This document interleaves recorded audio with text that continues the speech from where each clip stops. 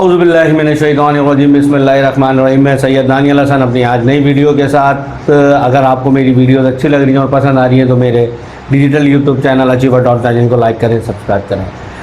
Iran और Iraq America की जो जंग है, बहुत सारे लोग ये समझते हैं कि ये जियो पॉलिटिक्स जंग है, लेकिन आज हम इसको समझते हैं कि ये जंग है क्या।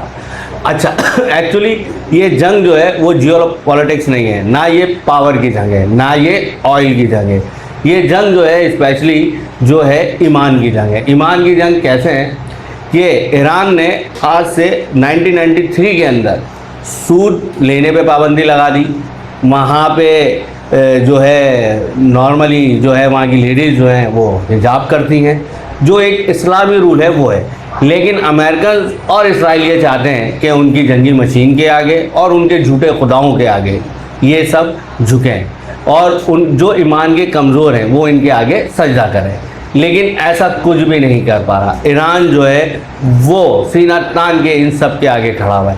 जो लोग ये समझते हैं कि ये जियो पॉलिटिक्स है या किसी आयल की या कोई खित्ते की जंग है, तो ये ऐसा नहीं है। अभी आपको याद होगा कुछ अर्से पहले ईरान ने इनका एक बुत था इसराइलियों का जिसका नाम था बाला को आग लगा दी गई, तो इसराइली बड़े तिमल गए।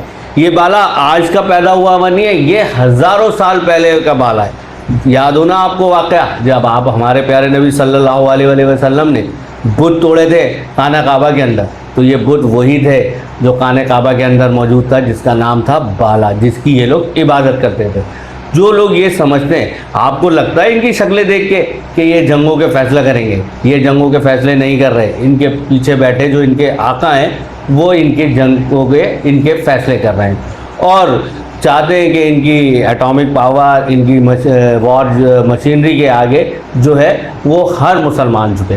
बहुत सारे कंट्रीज जो है, मिसाल के तौर पर गल्फ तो आपको पता है झुकी चुका है, लेकिन ईरान जो है वो सीना ताने खड़ा है। अगर आज की वीडियो आपको अच्छी लगे और पसंद आए तो मेरी वीडियो को लाइक और शेयर और कमेंट ज़रूर करें। अल्लाह।